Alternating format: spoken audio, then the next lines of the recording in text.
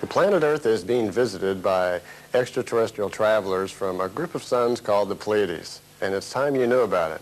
Hello, I'm J. Randolph Winters, and for the past 7-8 years I've been disseminating information about the most well-documented UFO case ever on record. I'm talking about the case of Mr. Edward Albert Meyer. You see, in 1975, Mr. Meyer began having contacts with extraterrestrial travelers from the star system we call the Pleiades. Now, these contacts are still continuing today. And we've always wondered, are extraterrestrial travelers coming here? And if they did, would they land on the White House lawn? Would they visit you and I? How would it happen? Or has it already happened? Well, it has, and they've been visiting Mr. Meyer for many years. What we're going to talk about today is his conversations with those travelers. You see, he's been allowed to go on board ship with them, travel to other galaxies. He's taken over 1,000 beautiful, clear pictures. There have been metal samples, landing tracks, biological samples, and a lot of other evidences. But probably most important to you and I are the conversations. You see, he's been able to talk to them now for years and ask them questions about us. Where are we from? Where are we going? Who are we? Man's always been puzzled by his past. We seem to have been left alone here a little bit on Earth with no great contact with our past. So today we're going to discuss that, and I'm going to get you a little bit more familiar with our connection with the Peladians. For a long time, we've had an urge to contact someone who sincerely wants to be helpful in our mission. Here and there, we open such contacts with inhabitants of different worlds, but only when they have developed enough to become rational, thinking beings. Then we prepare them for the thought that they are not the only rational, thinking beings in the universe. If extraterrestrials are going to visit us, who are they going to pick to talk to? Now, we hear the expression a lot about landing on the White House lawn, but is that really a good idea? Are we all ready for that? Is the world ready to suddenly be confronted with irrefutable proof that there are extraterrestrials out there? Or would they perhaps just choose one or two of us or a small group of us to pass on their message? Well, it seems in this particular instance they've chosen just one man. Billy's contacts with the Pleiadians began when he was only 5. They were telepathic at first, but later on at the age of 7 he made his decision to go on with the mission. 11 years of telepathic transmissions from a Pleiadian man named Svath. At the age of 16, however, his teaching was taken over by an extraterrestrial named Ascot. These pictures, taken in India, are of Ascot, her crew, and her ships. As Billy started studying about man and raising his consciousness to a point that he would be able to have his mission scheduled for later on in life.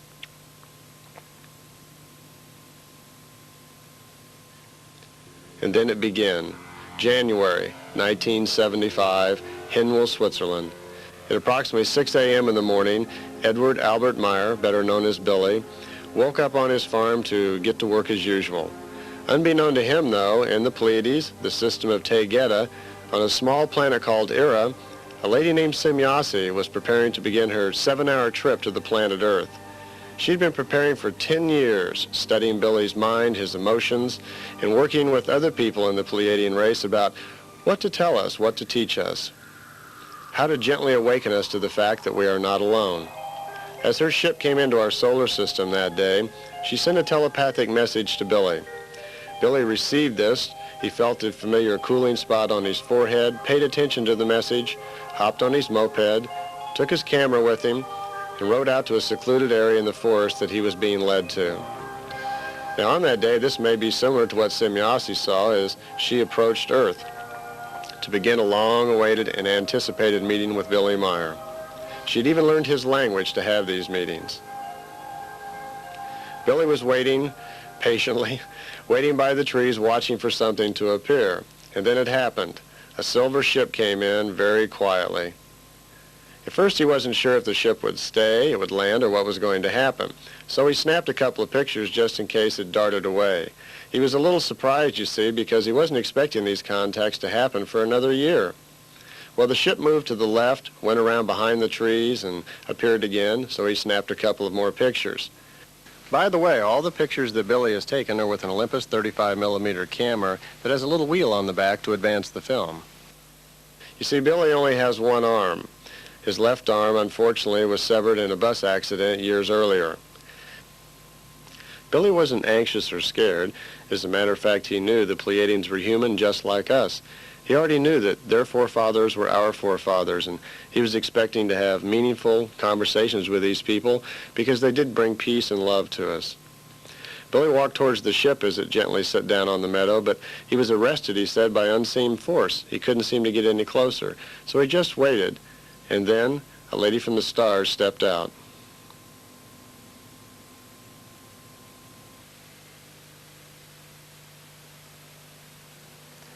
As Billy sat under the tree that day, talking with Semyasi very casually, he couldn't help but notice just 100 meters away the gleaming starship that she had just arrived in.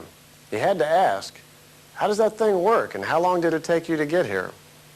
Well, Semyasi replied, we call them beam ships, and that name comes from a long time ago in their history when the first propulsion system that they came upon to move among the stars was a light-emitting device.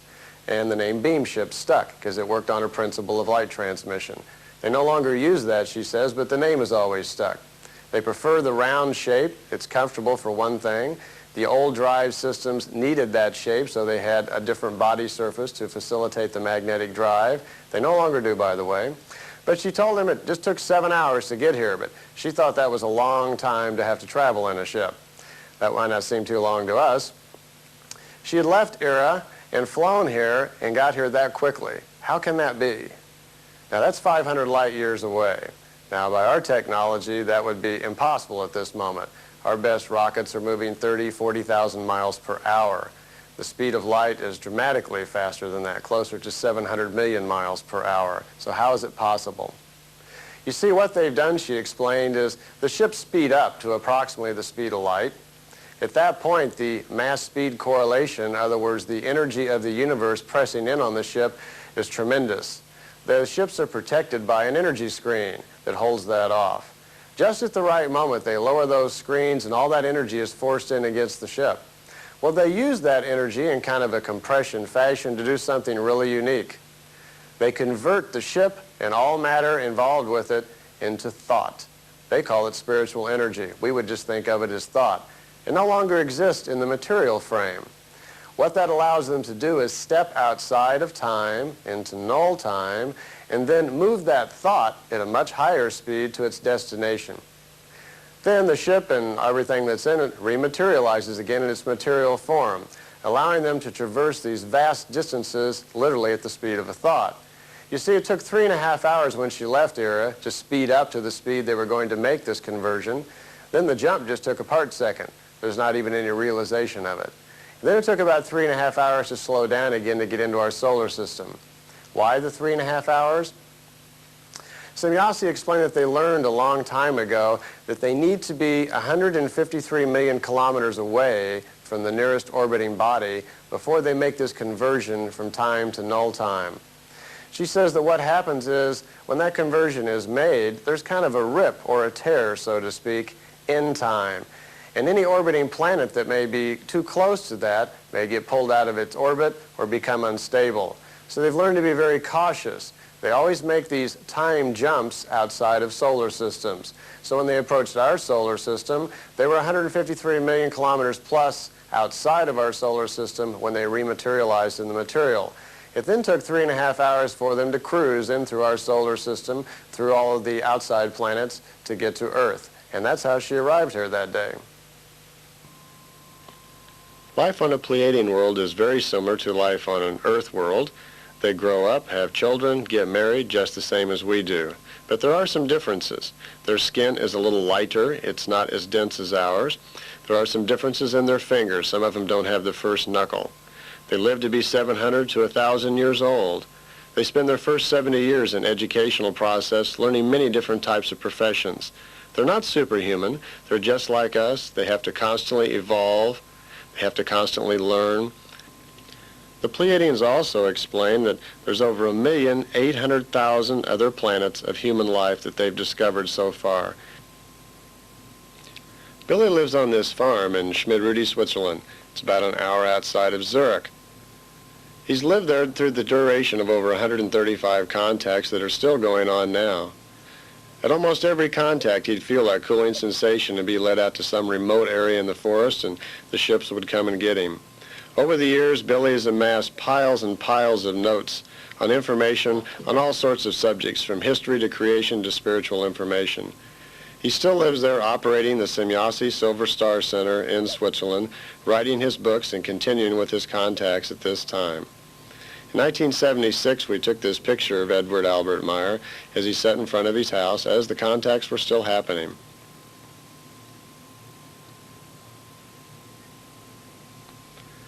The Pleiadians tell us that in their history they can go back 22 million years to a time in ancient Lyra. Their ancestors were having massive wars, and at that time they fled and they went to Earth. Their records show that's the first colonization of the Lyrians of the planet Earth at that time. The Peladians themselves didn't come here until about 230,000 years ago. We have been told by them that they feel that almost a third of us have the Lyrian genetic seed within us. The Lyrians, coming from much larger planets, were 25 to 30 feet tall, which in the past has led to many of our old stories of Titans and Goliaths. This is the Lyrian Eye of God floating in space now. There used to be a sun in the middle, but the Lyrians destroyed that, along with many other planets and millions of people in their violent wars of the past. The Pleiadians themselves had to flee ancient Lyra also.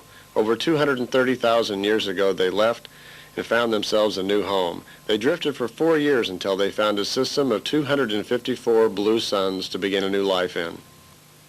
Well, just as Semjase said, the contacts kept on going on. About every 2 weeks, the ship would show up. Billy would feel that familiar cooling sensation on his forehead. He would be led out to a remote area somewhere around where he lived, and the ship would come and pick him up. Pick him up? How do you get into an extraterrestrial craft? Well, they beam him up, very similar to what we're used to seeing on Star Trek. Billy says it's fairly similar, but there is a catch to it. You see, the Pleiadian ships are designed to beam up Pleiadian people, for the most part, and it's based somewhat on their level of emotions, and their emotions are a little different than ours. You see, they're a little finer. They don't have many of the emotions that you and I are still working out, hate, anger, and some of the other frustrating things. Those lower, baser energies can get in the way. Billy says if he has any anger, fear, jealousy, or he's just worried about things, that once this beam takes him apart molecularly and brings him up into the ship, he may not come back together exactly the way that he started. So the Pleiadians early on in the contacts had a habit usually of picking Billy up when he didn't even know about it, when he was clear of mind. Think about that. Billy may have been standing around the farm sawing a log or working with something and suddenly find himself just standing inside of the beam ship holding his saw. Quite often they would also pick him up out of his office where he may be clear of thought or just concentrating on them. Good way to fly, right? There's another way to get up into the ship. You can be lifted up also by virtue of what we might think of as anti-gravity. It just lifts you up. They look at it more as a way of lifting up cargo and things and don't usually use it for people. Billy's tried that. He says usually the ship might be up 300, 400 meters or so, and this lifting sensation just starts pulling you up into the ship. Now when that happens, it may take 4, 5, 6 seconds for you to get all the way up into the ship. You can see everything around you as you go flying by the trees and find yourself zooming away from the ground. Now there's a problem, he says, that if you fall off or you get upset and feel like you're going to fall over, and you do, there's no way to catch you. It's particularly spooky on your way down. So Billy says if you're going to have contacts with the Pleiadians and you have a choice, request beaming. You have whole organizations which investigate our beam ships, but they have little material that is really authentic. However, the authorities already know much about our existence, but they continue to deny the fact of our existence, or even the fact of their research. They want only to rule the cosmos, but are not able to create on Earth peace among themselves. The Pleiadians have now lived for 50,000 years peacefully. That's because they say their government is a lot different than ours. They now let those with the most wisdom rule. Here in Andromeda live a race of people who no longer live in the material body, a race that has evolved to a point of light.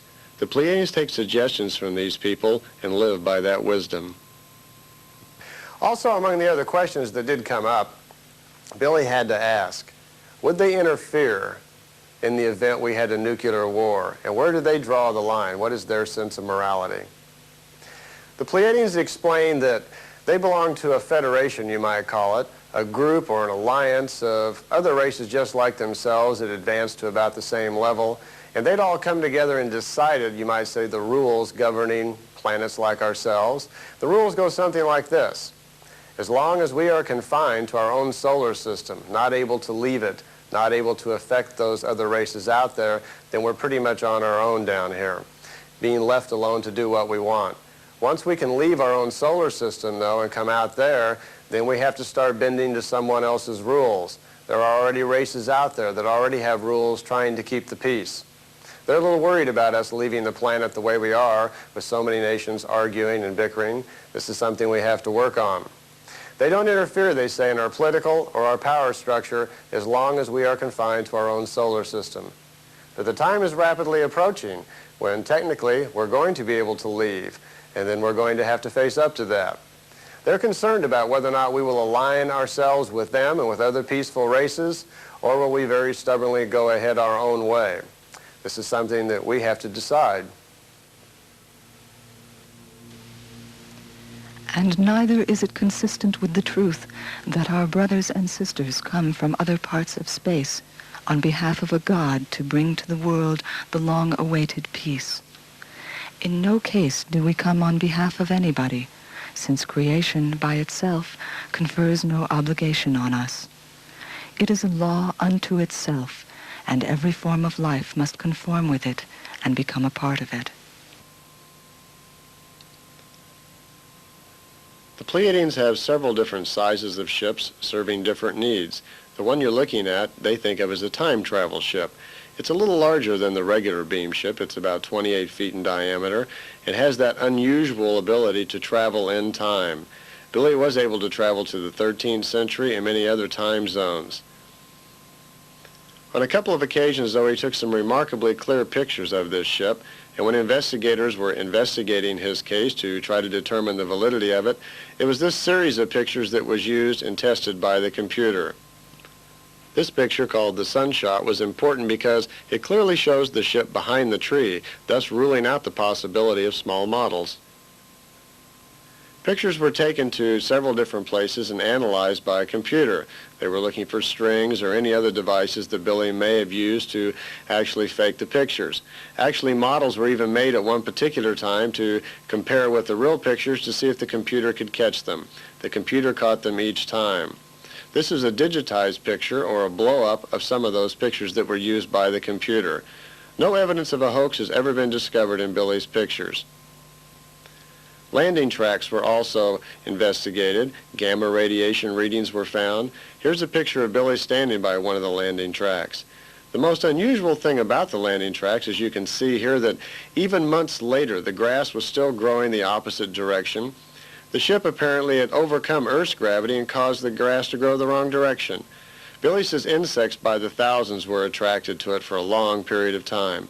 The grass was never broken, it just grew the wrong way. On several occasions, Billy was allowed to actually make sound recordings of the beam ships as they flew overhead. Normally, the ships flew very quietly, but when the screens were turned off, allowing the sound to come out, Billy made the recording that you're listening to now.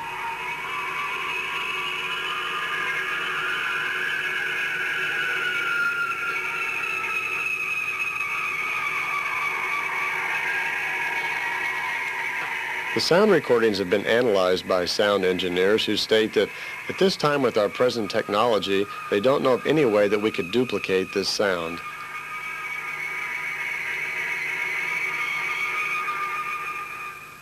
This next series of pictures is very unique because the tree you're looking at no longer exists in this location. You see, after Billy took these pictures, he took some friends out with him to show them where the contact had happened. The tree was not there. He later asked Semyasi what happened. She explained that the ship somehow had leaked some radiation that had damaged the tree. They were very concerned about the welfare of the tree, so they decided to do something about it. What they did was they changed the tree's time so it did not exist in a time where it could get hurt. What they've actually done is gone back to the point when the tree was seeded. They then moved the seed so the tree grew up someplace else. Now, the most unique thing here is that No one else in the neighborhood has any reminiscence of that tree ever growing there now. Billy has pictures of a tree existing, but they don't believe him. You can go to the farmer who lives on this property now and ask him about the tree that was supposed to be there. He thinks Billy's totally crazy because the tree is not there. He has no memory of it ever growing there, but the picture exists. This picture even shows the ship going around behind the tree. This concept of time may seem fantastic to us. Could it be part of a larger knowledge that the Pleiadians are gently awakening us to? Above everything stands one force alone. We call it the creation. It regulates the laws over all, the life and death of everything in the universe, because it is everything in the universe. Among the many things discussed with the Pleiadians was life. And I don't mean just human life. You see, to the Pleiadians, everything is alive. Not just human life. There is animal life. There is plant life. Even the planet Earth is alive. All of these things are created out of the same creational energy. They are just manifested at what we call different levels of density. And they evolve in different ways. You and I evolved by having material lifetimes. We do what is called dying. And then we come back, hopefully, a little more evolved than we were the last time. Did you know that planets also evolve? Now, planets don't die like you and I do, but they have what are called ice ages. The planet Earth is on a 700,000-year cycle of its evolvement. It's been through several of them already. Originally, an ice age will cover the entire planet. As the planet gets older and older, there's less need for it. It has to make way for things that are more evolved than it is. So ice ages cover a smaller area of the planet. But the planet is evolving. Now, what does that mean? That means every time there's an ice age, when the ice age is over, rocks will evolve to something just a little bit higher in evolution. A small plant may be an even more beautiful flower. A tree will even be larger and more beautiful than it was. A fish may evolve up into a larger type of fish. Even the squirrels, the chipmunks, all the little creatures, everybody evolves, including you and I. Now, we're not real cognizant of that on this planet, and perhaps maybe we're being just a little irresponsible in the way we share our planet with all the other life that's on it, including the planet. The pictures I'm going to show you now are satellite pictures that appeared in Discover magazine not too long ago. It can give us a good look at the ozone problem. We're all becoming familiar with that, the lack of ozone and the change in it and how it's going to affect us. Let's have a look at these pictures. This satellite picture of the southern pole of Earth shows the condition of the ozone as in 1980. In 1975, the Pleiadians warned Billy that we were seriously damaging the ozone. We had started that over 60 years ago. They urged Billy to send letters to scientists around the world, which he did. He got no reply. In 1986, this satellite picture shows the ozone hole now 3,000 miles in diameter, covering over 1.2 million square miles. This allows ultraviolet radiation to come into our atmosphere at a deadly rate, killing the photosynthesis process. At the moment, we have no known technology to repair this. It could take thousands of years for nature to do it on its own. The Pleiadians want us to know we have a very unique planet, an abundance of life. We benefit from having so many extraterrestrial ancestors in the past. 22 million years ago, the ancient Lyrians came here, and when they did, they brought with them some of their culture and, of course, some of their plant and animal life. In the last 389,000 years, we've been visited by many different civilizations throughout our galaxy.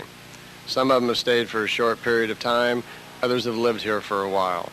They've brought with them wonders from their world, and they've taken back many wonderful things from ours.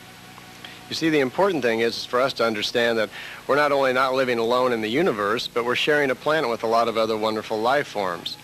You are a spiritual being going through a series of material lives on purpose to gather information to feed your spirit and grow. And you're sharing this world with a lot of other life forms doing the same thing in their own way. See, animals evolve, plants evolve, and of course the planet itself evolves. We have to live in harmony with all of these different life forms. In our galaxy alone, there are over 44 million planets that naturally evolved the human form on its own.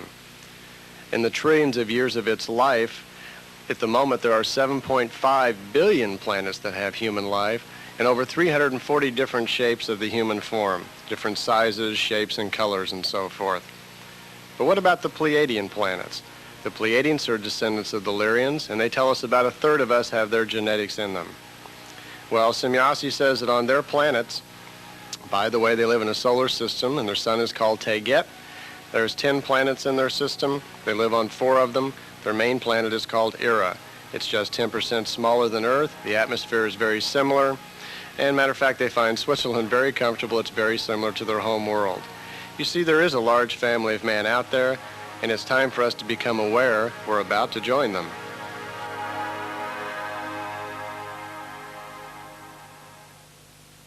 Among the more interesting things that Billy's been allowed to do with the Pleiadians was riding those ships. Now, on many occasions, they'd pick him up and they would go to different places to teach him things. You see, it's one thing for you and I to discuss these things, and it affects our belief system and our logic, and we scratch our head and say, well, maybe, that might be. We work it into our thoughts. For Billy, it was a little bit different. They wanted him to experience things for himself so he would know his own truths. One of the most amazing concepts that extraterrestrials are going to introduce to us that we have to keep track of and learn about is time. We've suggested that a little bit, but I'd like to tell you a little bit of story about time so you can kind of get your own frame of reference a little bit better. On one occasion, Billy was asking about time, and he was having difficulty understanding it himself. And they said, well, come along in the ship, and we'll show you how it works. They got into the ship, one of the ships that's capable of moving in time. They pulled off the planet. Billy doesn't know how far. He says he just looked on the screens inside of the ship, and it looked like they were, quite a ways away from Earth. He could see it looking pretty small. Then they went right back down to Earth. He doesn't know really how that works. As they got back down to Earth, they said, well, we're in a different time. Now, nothing had happened. Billy hadn't felt anything, so how do you know you're in a different time? Billy stepped outside of the ship and suddenly knew that something was different. The look and feel of the surroundings set off his senses. Billy found himself in the 16th century, where nature had a fresh feeling like it had just been made. The air smelled differently, the sky was more blue, the grass, the trees, everything had a different feel to them. They hadn't been tainted yet by the Industrial Revolution. Well, while Billy was here, he was still having trouble understanding, how does time work? Can you go back in time and affect the past? And will it affect your future, the present? What happens? Well, Billy had taken with him a battery lantern, and he couldn't resist the possibility to try this out. Now, we're several hundred years back in time. While they were there, they visited a Frenchman, and he left behind with him this battery lantern. And he told the man, he says, take this lantern and use it, make more batteries, and put lights around your house, and wire it to your door. He told him how to do it. He says, I want to go back in my own time now, which was 1956 then. He was 19 when this happened. He wanted to go back in his own time and see if he could find some record in history then of this man having done something in the past that would affect the future. So Billy leaves the battery-powered lantern in the 16th century. He gets back in the ship and goes home. Now, he can't wait till he finds out. In an old book on French history provided by a friend, Billy finds his answer. In these old books, it talks about the man who lived, who had a strange house that people would go to and see strange lights. They would grab his doorknob and some strange force would bite them or hurt them. It did turn up. Billy was able to go to the past, leave something in the past, and affect now and affect the future. In effect, time rewrote itself. A difficult concept, right? But time is something you and I are going to have to learn to live with a little bit different way in the future. It's very unusual to get pictures of extraterrestrial spacecraft. It's even more unusual to get more than one craft at a time. Billy has pictures of 2, 3, even 4 craft. What you're looking at here is a small remote ship hovering below a regular beam ship. These remote or telemeter ships, as the Pleiadians call them, are used to keep track of our languages. You see, they monitor all of our languages. They say they have on file every language we've ever spoken on this planet. The reason for that is simple. The Pleiadians, even though they're telepathic, have difficulty listening to some of our emotions. It makes them feel uncomfortable physically. So they use the remote or telemeter ships to monitor our languages, our news broadcast. This allows the Pleiadians to study us to better understand the differences in our societies. On many occasions, Billy was asked if he could bring friends along to see the ships. They always remarked no, that would not be possible. However, they did allow on a few occasions for Billy to bring several friends together and take pictures at night. Billy, however, was the only one ever allowed aboard ship. Usually people would drive him out to a contact, let him out, and Billy would disappear into the woods.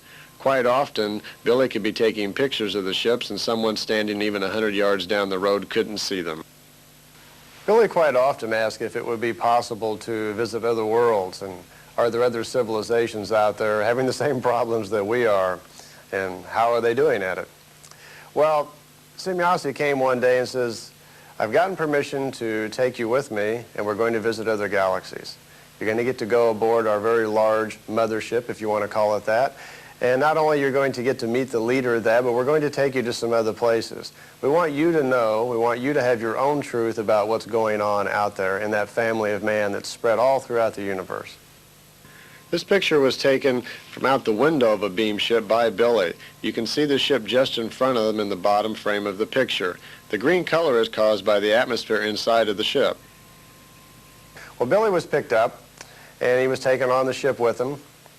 They went up to the large mothership that was in orbit somewhere around Jupiter at that time.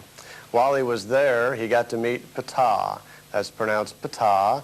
And he's the leader, or one of the leaders, of the Pleiadian race. They have several. By the way, their leaders are a little different than ours. They're called Ishwish, which means in the Pleiadian language, king of wisdom. Ptah is an Ishwish. This is a picture of Ascot, his teacher of earlier years. He was reunited with her again on the mothership that day. One of the rare pictures of the extraterrestrials. On this particular ride on the mothership, by the way, there was 140,000 people on the mothership living there. The ship was about 17 miles high and about 10 miles in diameter. Looked a little bit like 5 golf balls all hooked together. Well, the ship left our area of the galaxy and went to someplace else. They had something to show Billy. Billy and Semyasi got into one of the smaller ships, left the mothership, and went off on their own, because Semyasi wanted him to see what World War III looked like on another planet. When they got close to the planet, Billy was looking at the screens inside of the ship, and Semyasi was explaining to him that this planet down here is having problems similar to what's going on your own planet. One government against another, one nation, one brother against another. But it had gone a little farther on this planet. They were into their World War III. They were hurling giant missiles already at each other. Billy watched in terror almost on the screens as he saw people by the millions being killed. It was right in the middle of battle. He couldn't help asking Semyasi, why don't you interfere? Why don't you get involved? She said, this isn't our section of space, and there is another race of people, which she just showed him on another screen, that lives in this area that will be involved soon. They said it's important for us to know that they feel we have our own right to grow on our own, that they're not going to interfere in our right to do whatever we want to with ourselves. They would defend the planet. They wouldn't let us blow the planet up. But we have our own free will to do with our lives as we want. However, on this world, it was coming close to seriously damaging it, and this race of people had decided that they were going to interfere. As Billy watched, Semyasi told him that the battle would end soon, that not any more would die, that within a few days they would come to their senses, the extraterrestrials who were in that area would make their presence be felt, and peace would come on that planet. But it would be peace on their own terms. It would be peace because they wanted peace. They would not be forced to by any extraterrestrials. As they watched on the screens, Billy noticed a runaway missile that had gotten off track, and it streamed right by the little ship they were in. And actually, it even rocked their ship a little bit, and Semyasi had to grab the controls and get the ship back in control. It had bumped into the screens protecting the ship. As the very large missile hurled its way on out into space, Billy had to ask, are you going to allow that to happen? What's going to happen with that giant missile with that large warhead on it? She said, well, watch. Even as we speak now, Ptah's ship is doing something about it. What he watched, he said, or what he saw was a little strange. They have a way of dealing with things like that that's a little beyond our science. Billy looked out the window, and he saw the giant missile hurling on into space, and as it passed in front of Ptah's much larger ship, a very strange kind of liquid-looking energy came out of Ptah's ship and engulfed the giant missile as it went by. Suddenly, the whole form of it went into a rectangular shape. It engulfed the missile. and it kind of froze in space there just for a second. And Billy said it's kind of hard to describe, that suddenly it just kind of crackled like an egg cracking and disappeared. Whatever energy they had put out engulfed the missile, broke it down into its own molecular structure, whatever, and it just disappeared. A fine way of dealing with it. Either that or it somehow exploded into itself. We don't really know. That technology is a little beyond us. So extraterrestrials do interfere at some point. Just like the Pleiadians have told us, they would draw the line when we start to affect the planet, the solar system, or the universe around us. But we have the right of free will to do with ourselves as we please. Billy and his family were awakened one night by this strange energy, strange light, whatever you want to call it. Billy went outside and took some pictures of it as it hovered over the parking lot in front of his house. It also awoke people all over the area. Billy only was able to run off 4 or 5 shots that night. He tried mentally to communicate with it, but received nothing. Later, when he asked Semyasi what it was, she didn't know either. We could be looking at the first ever pictures of a collective consciousness, a group of people living in energy form. Man should know that the God force is quite simply that of creation, and that man also, either coming from the higher spiritual spheres or being elevated to those spheres after numerous terrestrial lives, is subject to creation and respectively complementary to it. The higher he soars, the greater becomes his power. However, one can never identify God separately from the creation, because God itself is a part of creation. If you had your own extraterrestrial to talk to, I'm sure you'd make a great list of questions to ask. High on my list, of course, would be, tell me a little bit about what you think of God. Do you have God on your planet, and do you have religion? What do you think of ours? You see, we've been confined to our planet all along here for several thousand years without influence from other races, as far as we know, and we've been left alone to kind of come up with our own forms of religion and belief structures. Of course, on this planet, you can travel to about any country and get a different idea of what religion or belief should really be. But what do the Pleiadians think, and what are their concepts? To begin with, what we call a universe, they call a creation. Now, their science is far more advanced than ours, obviously. So they've learned a lot of things about the universe, how it's come together and so forth, that we need to know. It ties right in with a discovery of who we are and what's really going on. The Pleiadians have what they call the laws of creation, the discovery of how life started and what a creation is. These are valuable things for us, and it's going to make a major change on our planet as these sort of new principles work their way into our society. How will we adjust to that? How will the church and other people adjust to information that comes from these type of sources when they tell us what they saw when Jesus Christ was crucified, when the pyramids were built, when Moses parted the Red Sea? Or did these things really happen the way that we've heard about them? Well, let's talk a little bit about the laws of creation. What are laws of creation? It's the rules that the Pleiadians have figured out that they live by to govern their lives, how the universe came about, and how they came about. It basically goes back a little bit almost to what we've learned about Eastern philosophy a little bit. You see, they not only believe in reincarnation, they use reincarnation. It's a study with them. They're born already aware of other lives. They're born into a telepathic society where they communicate with each other. They understand each other's feelings. Can you imagine what it'd be like on our world if suddenly all of us had mental telepathy and we could hear each other's thoughts? For the most part, we all walk around pretty comfortable that other people don't know our thoughts. If I suddenly told you that by watching this tape in 10 minutes, you would suddenly all become telepathic and know each other's thoughts, there'd probably be a big scramble around the country for all of us to hide our innermost feelings. Well, don't worry, I'm not going to do that. I don't know how. But if that were possible, and someday it may be, we have to face the possibility of what we're really keeping to ourselves. We need to clean up our thoughts and have a better discovery about who we are and where we come from. And they're going to try to help us with that just a little bit. Let's look at some drawings now, as if we were in a schoolroom on a Pleiadian world and someone was drawing for us kind of a printout, so to speak, of what a universe is and how we come about in it. To begin with, what we call a universe, the Pleiadians call a creation. And they're telling us that in the beginning, it's nothing but a thought, created by the creation just before it. You see, creations have to evolve also. They set up the logic for all life forms that follow it, including us. This creation then will grow and reason and understand how to evolve on its own. It then becomes what's called the Sohar. The Sohar then is like what we think of as the Big Bang Theory. The Sohar then explodes into the size that the creation will be. No planets yet exist, only the energy that they will be made of. Creation will continue to manifest at different densities, creating planets, then the mineral kingdom, the food kingdom, animal kingdom, and us, in one large cycle of evolvement that finally brings it back together. It then continues on its evolvement by repeating this cycle. This cycle includes the growth of planets to raise it up to a certain level of evolution.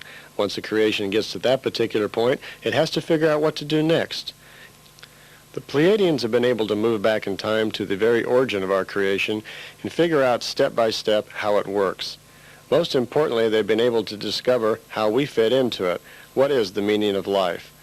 They've been able to understand now that man goes through 7 primary steps of development, beginning with very basic prehistoric life, moving totally up into creational's life. You see, that means we go through a series of material lives on purpose to learn, to spiritually grow and contribute energy to the evolvement of all creation. We are all part of the same spiritual force of creation, and we all participate in its evolution. The present creation that we live in is expanding. Soon it will be contracting again. The entire lifespan of this creation will be 311 trillion, 40 billion years. We're currently in the 47th trillion year. We're in the second of 7 cycles of repeating this entire process. The planet Earth that we live on currently is 626 billion years old.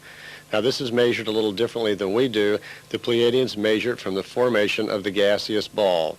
The average human is 80 to 100 million years old as a spirit form and is living in the second of 7 cycles of primary growth of life. The Spirit's incarnation lessons focus on spreading knowledge, truth, wisdom, love, and understanding. All forms of life have to accomplish their own evolutionary process. Thus, they collect experiences and knowledge to share and utilize in their daily life.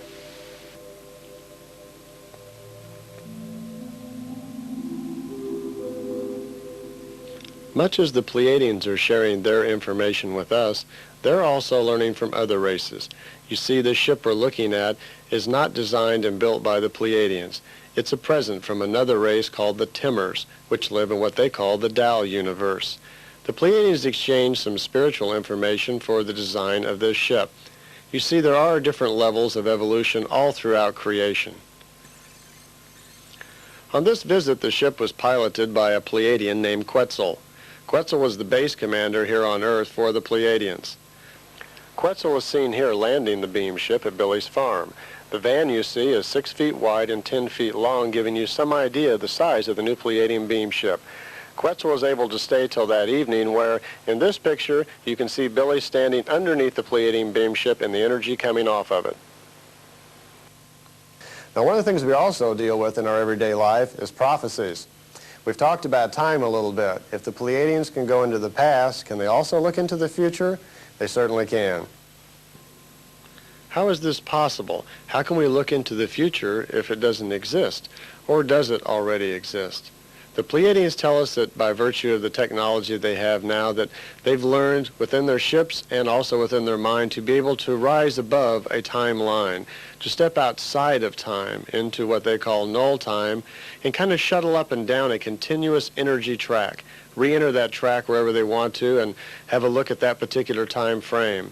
You see, the past is fixed. We've already experienced it. It's already there. The future, however, though, is not fixed. It is ever-changing. It's based on the probability of free will. It works something like this. If we were able to borrow one of these Pleiadian beam ships and we all were able to hop into it and go for a ride, let's say we went 100 years into the future to have a look at our own city. Well, we get there and we look down and we see the future that we're creating for ourselves based on the thoughts we have right now. We then return to our own present time. We wait a couple of hours and then we return to that same spot in the future. Well, you know, things would be a little bit different because during that time while we were back in our own time, Probability of free will went on. People made different choices. So the future changed just a little bit. The point simply is that the past is fixed, the future is ever changing. Now, why do we need to know that? Well, we talk about prophecies. What are they? They're just flags. They're warnings. The Pleiadians have a way of sampling our energy, our collective energy as a planet, and based on that, their technology allows them to look ahead into the future and see the kind of future we're creating for ourselves with the thoughts that we have right now. The thing they want to point out to us is we don't have to settle for that. It's possible for us to change our own future. It's possible for us to have control with that. They also want us to know that that begins with self. It begins with realizing that we have 100% responsibility for ourself. Once we take control of our own future, then we can come together as a collective humanity. And then, doing things for the right reasons, we can move forward and create a new future for our planet.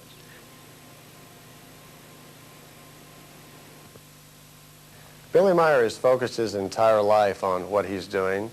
He's very centered and balanced in his mission. Now, Billy and his family, of course, have suffered a lot of stress, a lot of abuse, but there's been some awfully good times because there's a very positive side to all of this. They also know that they're bringing to us, through the Pleiadians, a wonderful message of hope for the future. I want to leave you with one thought of my own. In the Pleiadian universal language that they speak, it's a tonal language that all space brothers speak, there's a word that means peace and wisdom. And on Pleiadian worlds, when they pass each other by or they say goodbye, whatever, they use this word to let each other know that they care about each other and that they bring peace and wisdom to all of those around them. So tonight I'd like to say you in Pleiadian, Salome, and good night.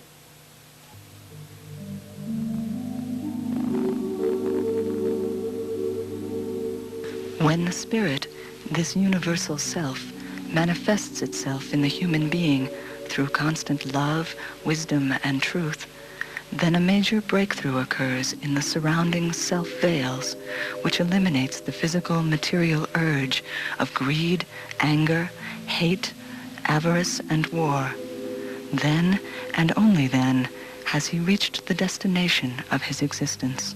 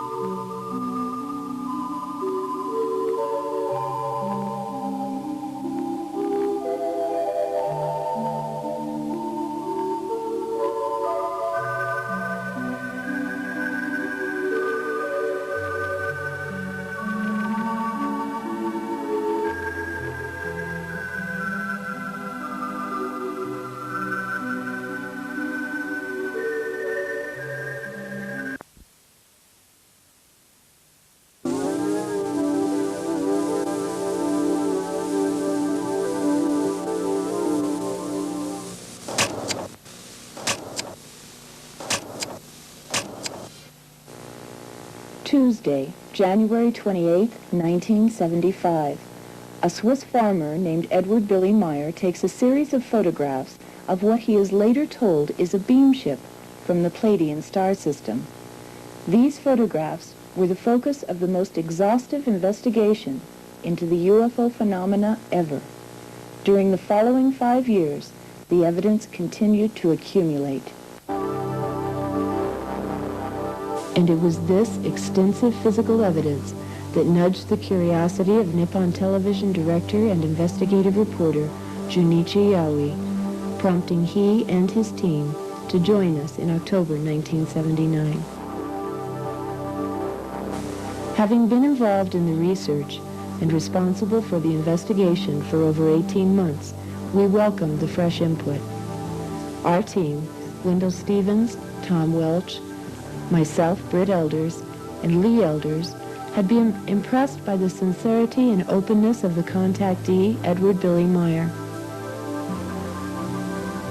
During our 5 previous visits, he had always been willing to work with us, answering what must have seemed an endless barrage of questions and ushering us across the Swiss countryside to the numerous contact sites. His Greek wife, Calliope, spoke no English, yet was a gracious hostess, allowing us free rein into her family's private world. And the Meyer children recounted their UFO sightings with the exuberance of any other child showing off a new toy. At that time, Billy was struggling to become a self-sufficient farmer. With the help of friends, he was busy turning a run-down piece of property into something livable. He and his family were surviving on 830 Swiss francs a month, paid to him because he had lost a left arm in a bus accident in 1963. Still, this handicapped farmer, with only a 6th grade education, had taken over 800 of the clearest photographs ever seen of extraterrestrial spacecraft. The beamship photographs, 8mm movie footage, metal specimens, and recorded sounds of the craft had spurred our investigation, and now would become the 2-year focus of Junichi and his crew.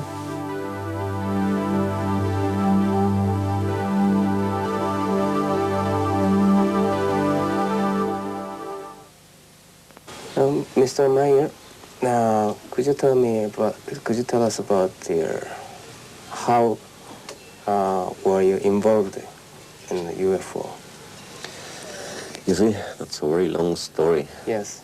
It begins at 1942 in my birth town called Villach. There, on a nice day, a summer day, I had something seen like a flash out of the sky. Was it night? No, it was like a silvery flash. And a piece of a second later, that flash came very near, very close to my father and me. We were staying behind the house. How old was he? 5 years old. And then I have seen it isn't a flash, it was a very, very big disc. And from that time I got some contact, some telepathic way, and about that I was afraid.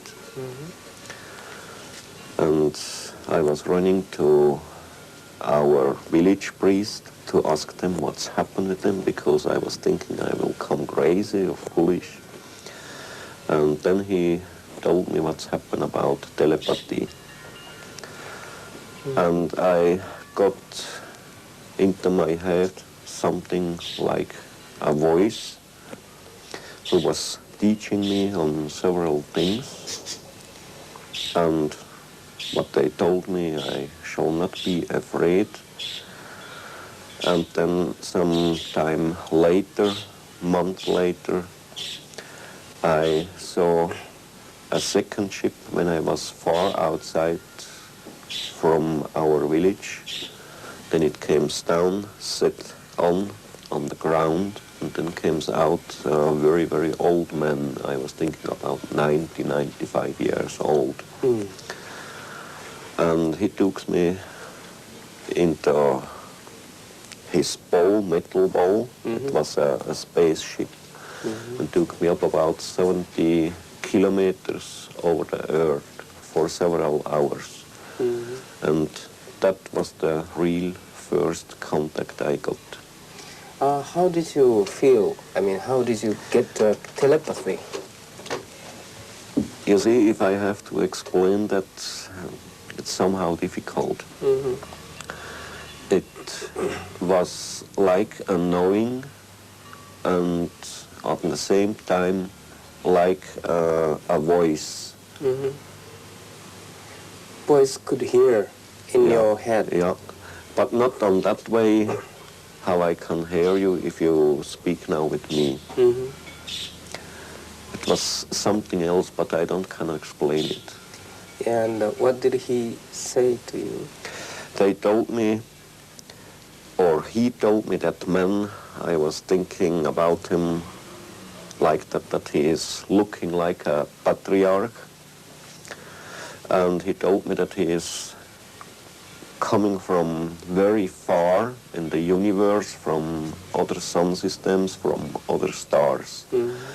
And that they will bring here some wisdom to teach the people here on earth Mm-hmm. for a good natural life,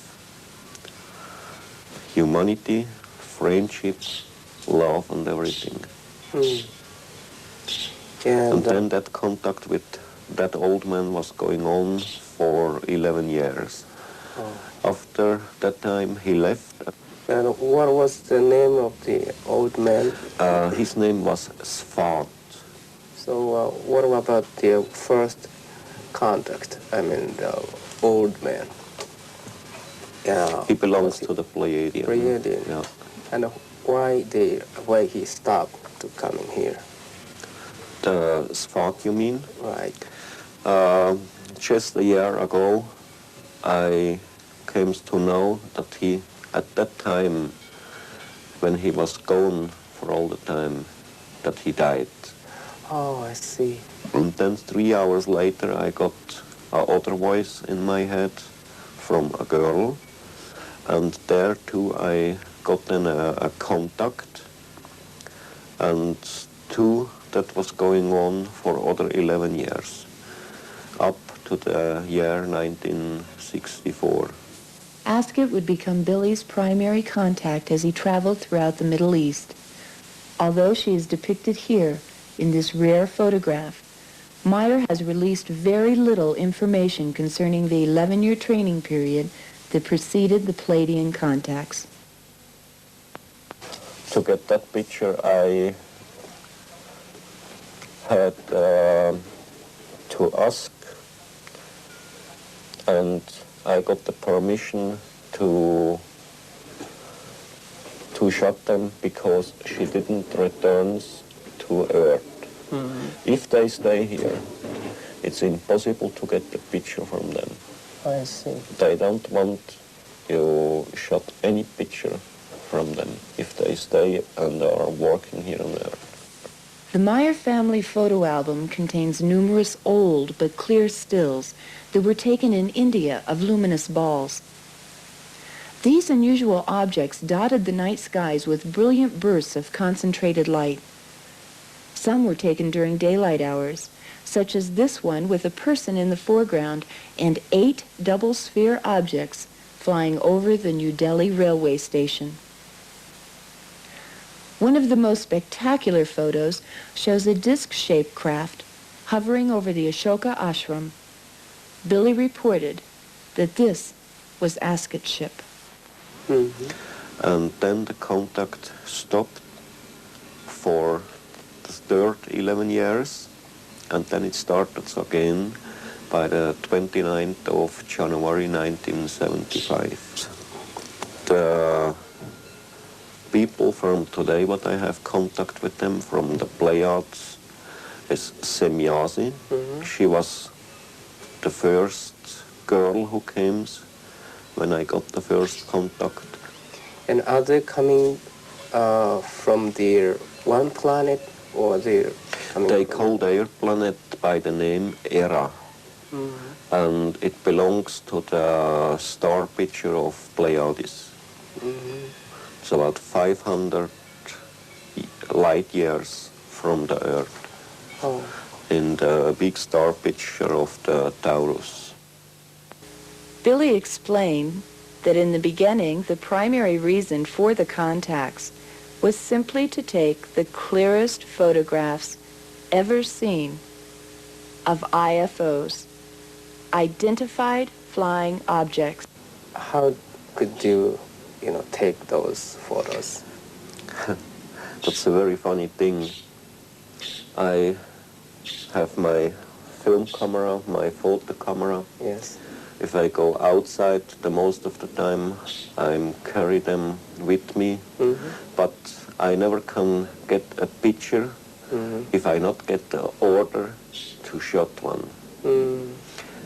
If I can get the picture only by an order of the Peladians, and then I will get a real good picture. Did they tell you a reason why they order to take a picture? For proof. Now, when you take a picture, could you describe how you're going to do, how you do like this? Very easy. Yes. So, that's a very simple old Japanese photo camera. Yes. I can turn here, you see, Yes. Oh. and that I can do very quick by one hand. That the single camera I can use. Now you took this picture from this side, Yeah, and you took two pictures? yeah, to the other, a little bit more to the right side, you see. This is Like a little that. bit right side. The other I had, so, Yes. and that one, so, With this camera. yeah. Yes. So you were sitting over here. Yeah, and I was taking a sitting picture. here, yes. I had my camera here, and I was eating something. And then she came and I took the picture like that. Oh. And it's very easy to use in one hand. I say that's the single one I can use. All the other, they are too complicated because you need two hands to handle them. Just take this way. Yeah, It's very easy. that's very Yeah. easy. I see. And it's very quick. And when you are taking a picture, there should be many people walking on the road or living in a house and or running the car. They might see the same thing. You see, that's very funny. If you take this here, I think that's now the ship. I'm staying here with my camera. Everything around the ship, up, down, behind, by sides, will be closed. Nobody can see anything. There is a free line only to see something through here, the camera, or to my face, to my eyes. Then I'm staying here, get the picture, to get the picture from the ship. You stay there by the lamp or by the tree. You can't see anything because there the sighting will be closed for you. It only will be open this way to the camera. And this happens the most time. And how about this one? You use the tripod with this? With them, yeah. Yes. I put it on the tripod. Then I have here an automatic. And then it works. I see. And two, it's a camera, but I can handle by one hand only. It's here. I see. That's the single one I can find.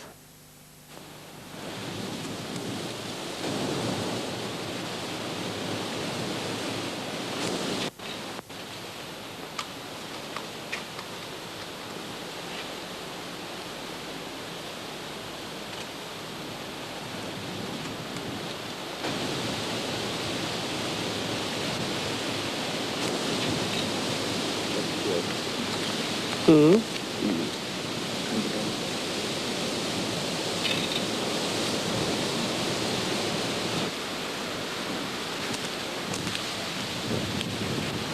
And at that time, when was it? It was outgoing winter time, I think 1976. The same year of that Yeah. shot. It was the same day. Same day. Yeah. Uh-huh. And how the saucer coming?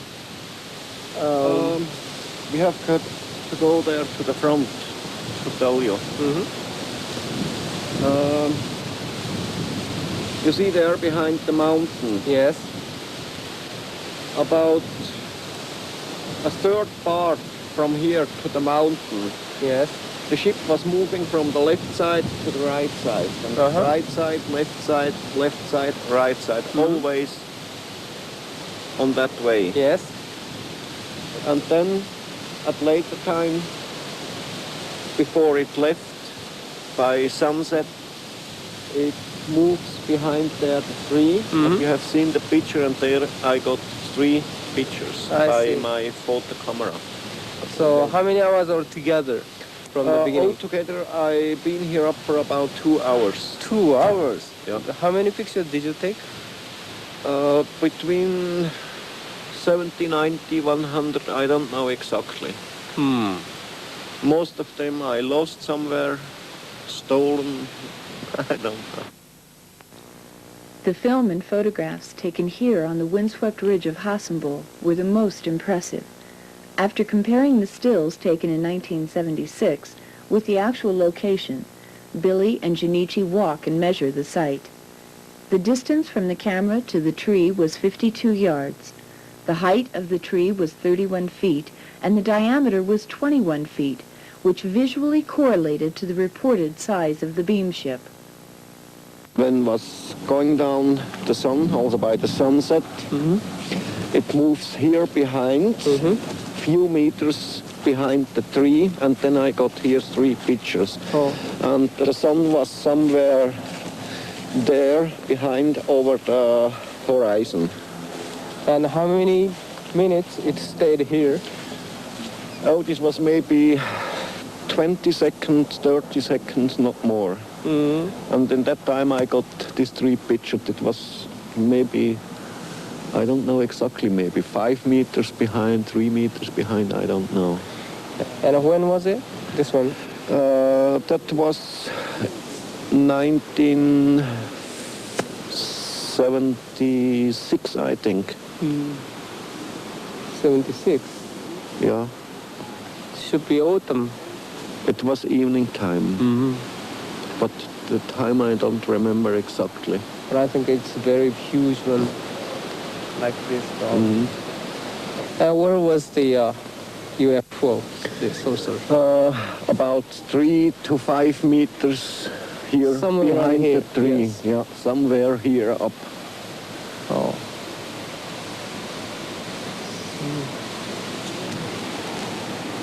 And nothing behind the tree. There is nothing behind the tree. A deep valley, that's all. Right. But this ship is very huge, maybe 7 meter. 7 meter across. This is a scenery which you taken the UFO itself. Yeah, when it was hanging there over the hill. Yeah. Now there was up a couple of trees, cut the trees. Yes. Was it Peladian or Pluton? Yeah, it was Semyasi. Semyasi. Yeah. Uh-huh. So you heard her voice. Yeah, in Only my her head voice. by telepathic way. I see. And how was the size? How big was that? 7 meters. 7 meters. Yeah. Have you All seen? the ships what she has, Mm-hmm. they are by 7 meters in diameter. Have you seen the inside of the interior of the UFO? Yeah, I many times was inside the ship. They took me up to other place and so. How did it look like? You have many machines?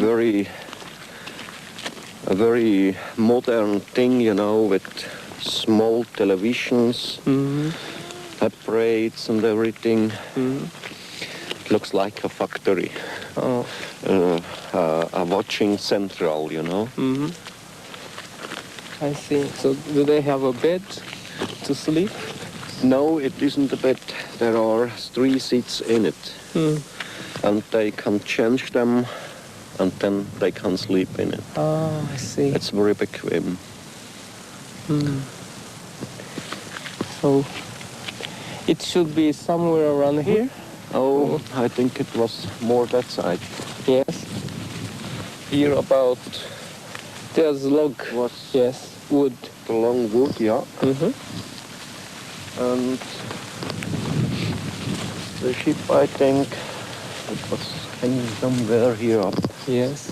Between here and there. Between here and there, yeah. Yes. Oh. What's this about? 110, 120 meters from here to there. Did you try to close to it? Did you try to walk down too close to the UFO? No, you see, if I take pictures, they always tell me you have to stay there. Oh. We will be here and you have to be there. Ah, I see. I can't go so close to get some special things on the picture, you know. It doesn't allow it. Oh. Months earlier, 3 35mm stills had been extensively analyzed. This one was coded the woodpile scene and had been examined by Neil Davis, a physicist and aerospace engineer. He tested them with a microdensitometer and determined that the analysis of the separations did not reveal any details that would cast doubt on their authenticity. The conclusion of his report states, "Nothing was found in the examination that would cause me to believe the object in this photograph is anything other than a large object photographed some distance from the camera." The photographs were not the only physical evidence undergoing detailed scrutiny. Marcel Vogel, a senior scientist and chemist with IBM, had been carefully analyzing the tiny metal fragments Semyasa had given Billy.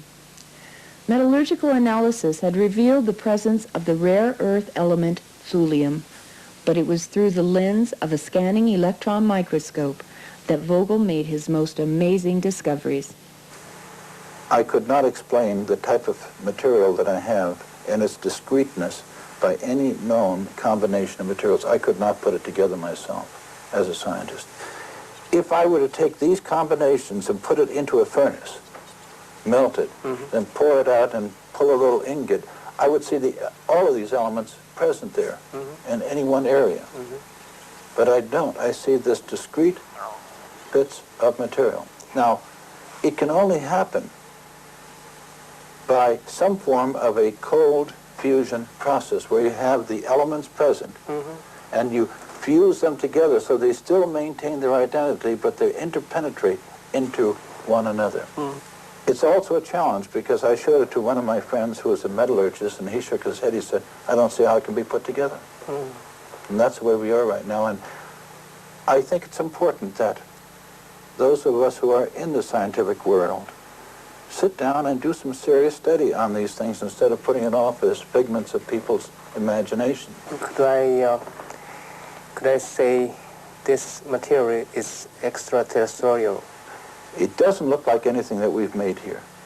At this moment, I would feel very much inclined to accept what was given to me as being true. I see.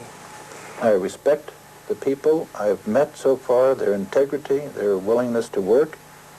Mr. Delatosa in his work on photography, and Mr. Stevens, the way he has done his best to give me specimens. We have all done this for one thing, to serve and to find out what truth there is to this. At Bachtel-Hornli on the 26th of March, 1976, Billy took a remarkable series of 35mm stills depicting two distinctively different beamship variations. The purpose of this demonstration was to allow Billy the opportunity to obtain what he calls photo proofs by photographing beamships with known objects such as this tree branch. But the 35mm stills were only a portion of the photographic evidence gathered that day at Bachtel-Hornli. Billy took several minutes of 8mm movie footage as well. Here, the film has been cut. The tampering took place when Billy allowed an individual in Germany to borrow it for personal examination. Irregardless, this footage was extraordinary because it offered a rare glimpse of a Variation 3 beamship and two remote-controlled scout ships, all in the same scene. The bobbing is due to the craft riding the waves of the Earth's magnetic surface, very much like that of a boat on the waves of an ocean. One of the stills taken at Bachtel-Hornli would undergo computer enhancement, allowing the opportunity to study the intricate details of this beamship. In June of 1975, at Berg Rumlikon, Billy took over 75 stills of this Variation 2 ship. The sun can clearly be seen reflecting off the craft's metallic skin. And once again, Billy had his movie camera. How about this? Is this the same one, same day? The same day. That's all the same film. That's the first place in Rumlikon we was yesterday. And here the ship is jumping away. There the film isn't cut on that place when the ship jumps away. It's nearly the speed of light and you can't see anything. It is here and it goes. Japanese analysis of this footage would reveal, through super slow motion, that an unexplained light shift occurs 3 frames prior to the beamship's dematerialization and rematerialization. It is believed that the craft is emitting some form of energy 3/20ths of a second prior to its disappearance or reappearance.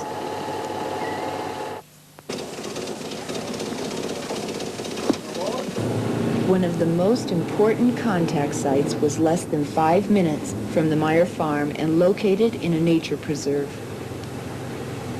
Obersadeleg offered a unique look at a complete sequence of stills. These scenes, taken in the spring of 1975, were coded the Tree Line series. This photo was selected for detailed analysis because it offered excellent reference points for computer triangulation. Trees to the front, side, and rear. Measurements were taken from the camera's point of view to where Junichi and Billy stood, near where the beamship was reported to hover. The distance between objects and points of reference were checked and rechecked for accuracy.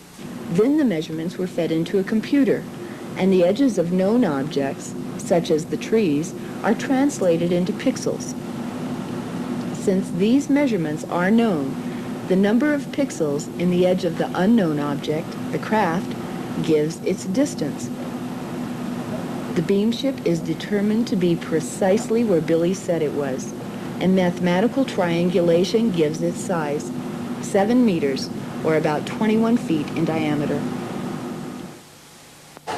Junichi, like our team, had been fascinated by the Meyer photography, yet cautious.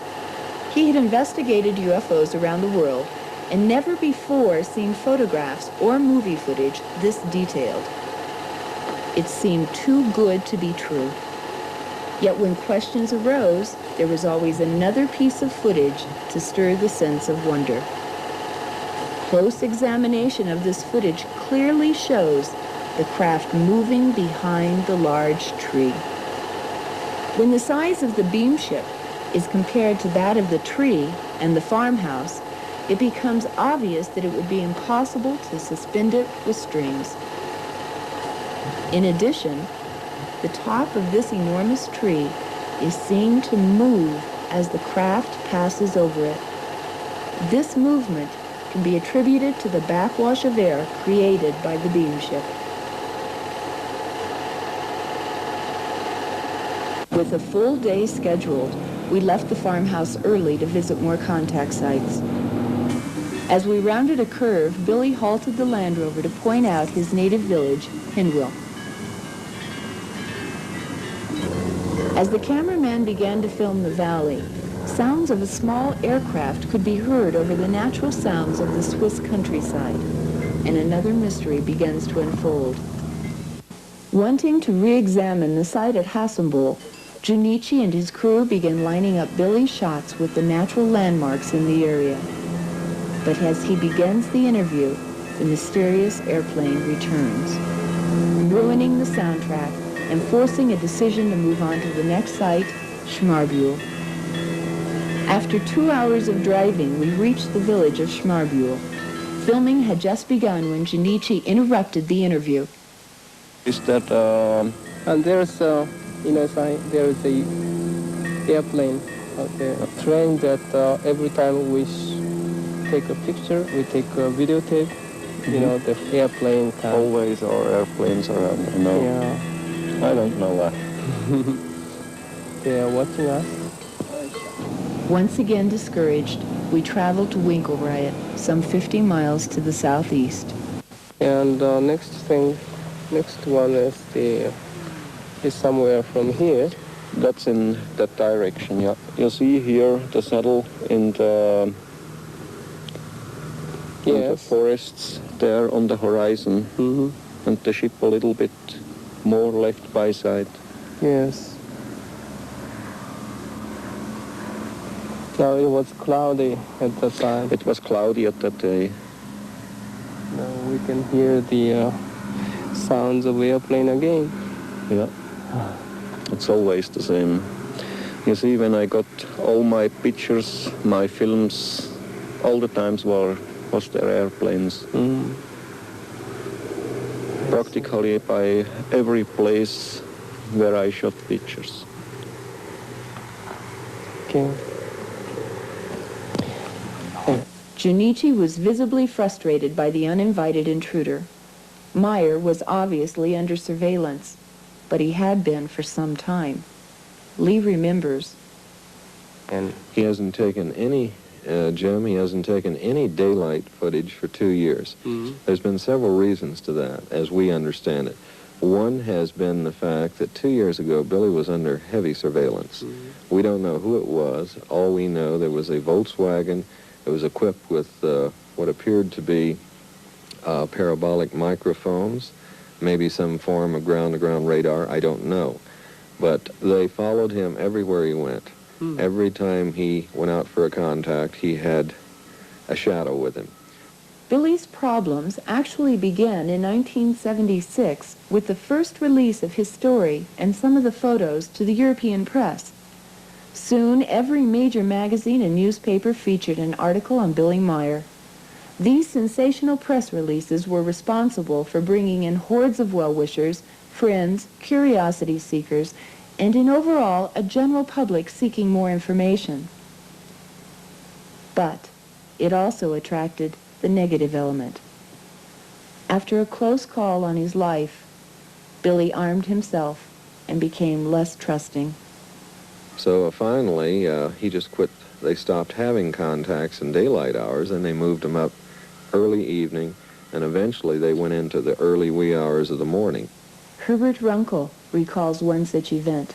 It was near Hinwil. It was in the night, near 1 o'clock in the morning, and Billy was going to a contact, and Semyase told him that after the contact she will give a demonstration for the people, and when the contact was finished, we can see there are many other people also stay there. We can see the ship is rising out of the wood, going to the sky, stopped. It was a dark red light, and then stopped, going to the right, going to the left, and I have a camera with me, a Super 8 movie camera, and I tried to get it in the objective, but I was so nervous.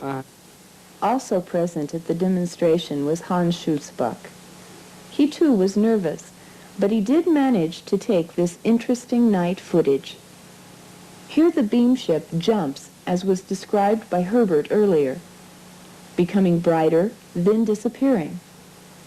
Some of the best stills taken during the demonstration belong to an Austrian man, Guido Moosberger. Another photograph he took that evening was even more intriguing. Guido's daughter, Anita, holds the picture as he traces the distinct outline of the beam ship.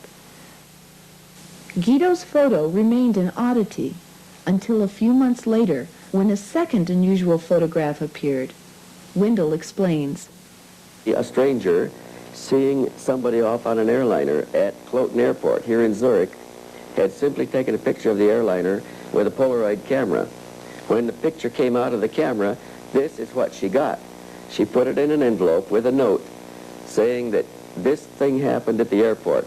She didn't know anything about these things, and she didn't want anybody to know who she was, and she put it in an envelope and mailed it to the newspaper with no return address. The newspaper published the picture, inviting her to get in contact with them so they could pay for it. But the picture is unique because it has a similar shaped spacecraft. It has a field around it and an expanded field here. The picture was taken to a local photography shop. A man recognized it as an expert here in Zurich who looked at the picture and said he couldn't account for any way that this picture could get on this film, on Polaroid film. The lady did not remember seeing anything when she took the picture except the airplane. There were other witnesses, too. Most were disbelievers at first, until they had their own experiences. When Calliope, or Bobby as she is called, first learned of the contacts, she questioned her husband's sanity. Im 76 im Juni. 45 ist das. Today, after many personal sightings, she finds the encounters routine and feels that the Peladian message to mankind is far more important than the evidence. The Meyer children openly discuss their sightings. They're proud of their father's contacts. Atlantis displays a painting of an object that he, his older sister Gilgamesha, and his younger brother Methuselah observed while waiting for their father to return from a contact. Und dann und er geflogen, ist es so rüber, dann wieder so, und dann ist es ausgegangen. Jacobus Bertschinger works on the farm and has witnessed many things. Sie hat sich tiptop zweckgemacht, nachdem dass er wieder retour ist, nach 20 Stunden. Das erste, was mir aufgefallen ist, als er heimgekommen ist, hat er so einen richtig 5-tägigen Bart gehabt. Displaying an artist's sketch that illustrates one such experience, he shrugs the numerous daytime and evening events off as no big thing. Engelbert Wachter and his wife Maria were drawn to the case by a magazine article that appeared in Switzerland. Wir sind, respektive der Billy, ist dann von der Semjase dirigiert worden durch Hunderte von Strössli und Wägli, bis wir in die Nähe vom eigentlichen Kontaktort gekommen sind. After tracking Billy down and spending an afternoon with him, they came away convinced of his sincerity. Later, both of them would have their own personal experiences. Elsie Moser is a school teacher living in the Zurich area. She first heard of the Meyer experiences from a friend in the summer of 1976. So after you saw many things? Then, yes, not just the first time, I realized that I could see it. Then the second time too, and so I'm sure. Since early 1975, over 40 people from all different walks of life have at one time or another been part of the Meyer experience. Herbert Runkel came from Munich not only to act as a translator for Junichi, but also to describe as a witness his many experiences. I come out on this place, and from this front, Billy and one woman was coming. They made a walk in the morning, and I go here, near this, and then I light my cigarette and look around to this area, and then one light switch on, maybe here, yes, and it's going this way over the house, and near the antenna it was so bright. Oh, how big was it? How? This one. Oh. Yes. Oh. Like a small ball. I see. And it was a quite cold light, very intensive, yes. And then the object is going away over the woods.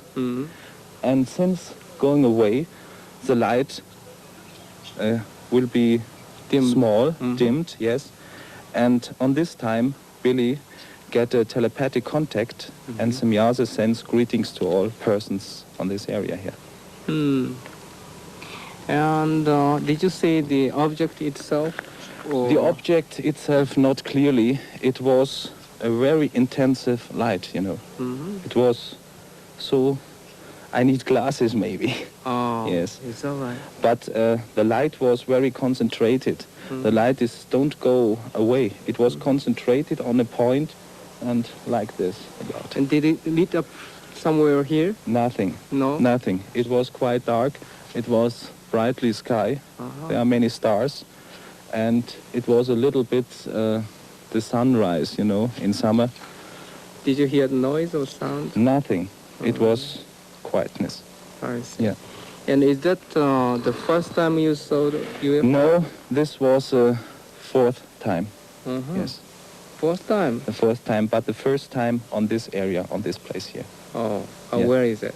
This one? On this place. The other sides will be seen in the near of Hinwil. Where is it? It's about 25 kilometers from here. It was it is a little village. Billy was living there for some years. Oh. And he changed his flat and come here in the April of 1977.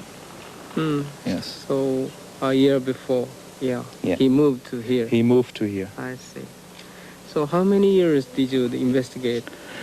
I know Billy exactly since the 14th of July 1976. I read in a magazine about these things, and I don't believe it at first. And I come here to meet Billy, to talk with him. And then I saw many, many photos, films, and so on. And it's very incredible. And now, what do you think? No, I can't think, I say it's real. I saw the objects by myself and many, many other things. Herbert had filmed the landing tracks shortly after the event had taken place. The footprints of the Palladian beam ships were unique. They had landed on tripod legs, each having a disc-shaped pad or shoe that left the grass and all other vegetation swirled down in a counterclockwise motion.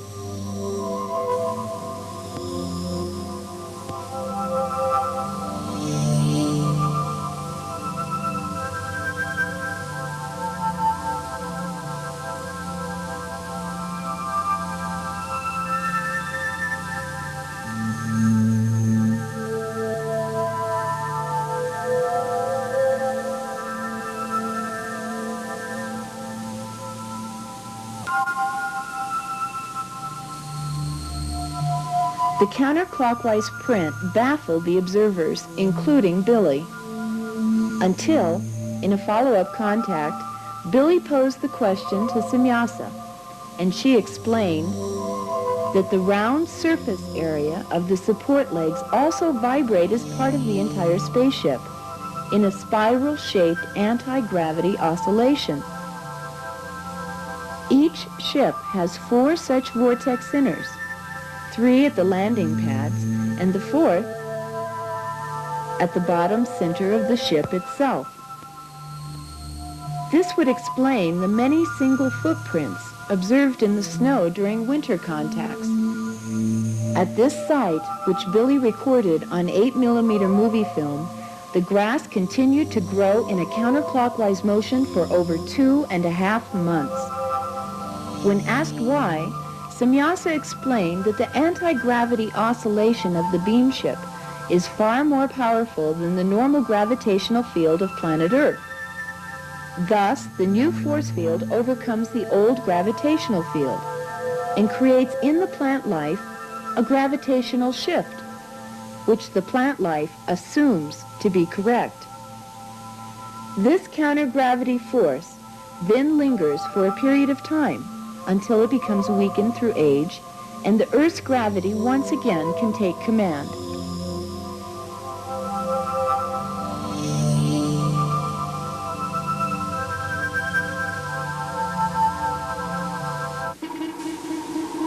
On numerous occasions, the Peladians had allowed demonstrations for Billy and his friends to record the sounds of the beam ships, while the crafts remained invisible to observation.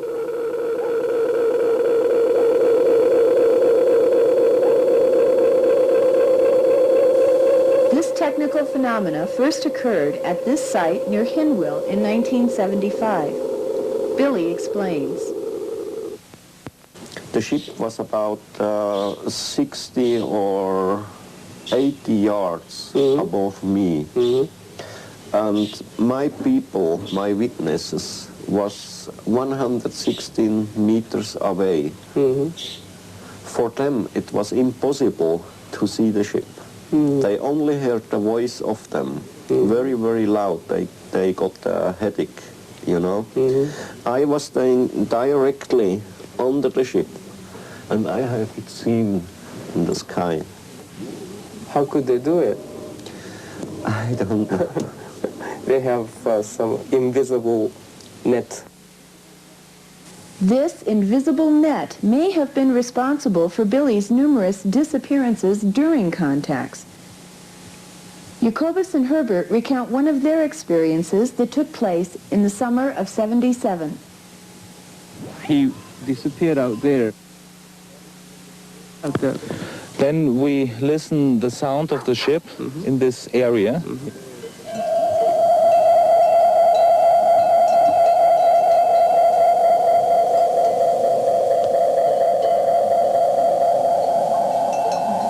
And I ran to Jacobus and said to him, please stop the tractor because we want to listen to the sound.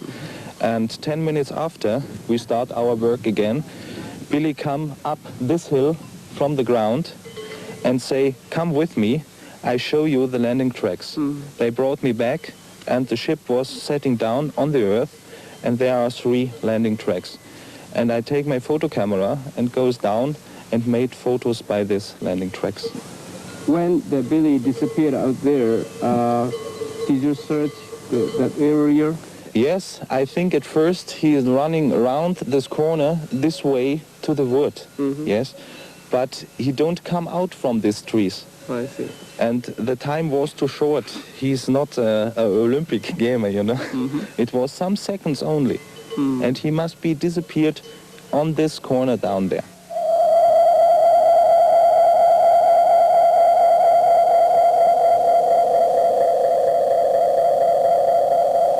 Over a dozen witnesses, including members of Billy's family, have confirmed similar experiences. Elsie Moser recalls, a few friends of us went inside the house, and then there came along a star. Billy get up from his chair and walked over the place and watched that little star, and I went too, and then that little star moved like this, and suddenly it grows to a big light, and off it went away. And then we heard an aeroplane, and then Billy made this, and this meant he has to go to a contact. Then he put his shoes on and went outside here along this little road. And I could see him from there, going down, but then a little later I walked and I couldn't see him anymore. Here, he wasn't there anymore. And then I saw the light going back after this way. Oh. Yes. One of these mysterious disappearances involved a member of our investigative team. They were all sitting there having coffee, and all of a sudden Billy jumped up, ran out that door there. Wendell ran forward, came to this door, ran outside. It was raining. Not very hard, but it was drizzling. Looked to his right, looked to his left. No Billy, nothing. Oh, he went out. He disappeared. He disappeared. About an hour after that, the phone rang. It was Billy Meyer. He was calling from Vila or one of the cities on the other side of the mountains. And he says, come and get me and bring Mr. Stevens. And so I think it was Jacobus, Poppy, Wendell. They jumped into at that time they had a green Volkswagen. They jumped into that and they drove for about an hour, pulled into this small little village. There was a guest house there. Picked Billy up. He didn't have any mud on his boots, no water on his clothes. They brought him back here, and he said he had a contact. Oh, that's very strange. It's very unusual. Completely dry. Completely dry, no mud on his boots, nothing. What was to become the most dramatic episode of what Junichi referred to as the invisible net began on an innocent note in the spring of 1976 in a small valley known as Schmarbühl. A demonstration had been underway for Billy to film and record the craft's sound when an uninvited visitor appeared. From there behind, from the south, came a fighter, a Mirage fighter. And always he was going on to Semya's ship. She always jumps away. And that fighting was going on over the whole area from there behind. But always if the fighter comes near her, 100, 150 yards, then she jumps away. And after 20 minutes she left. She was gone, and the fighter too left then. Oh. And I was staying here and took pictures.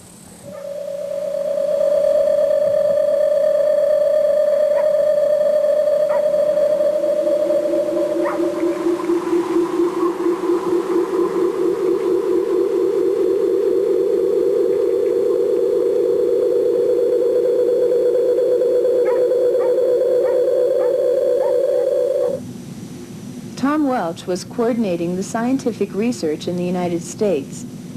He coded this photograph, the jet fighter scene, and turned it over to science investigator and computer analyst Jim Dilatoso. Jim had analyzed over a dozen of the Meyer photographs, searching for strings, overlay, or double exposure trickery. None were found.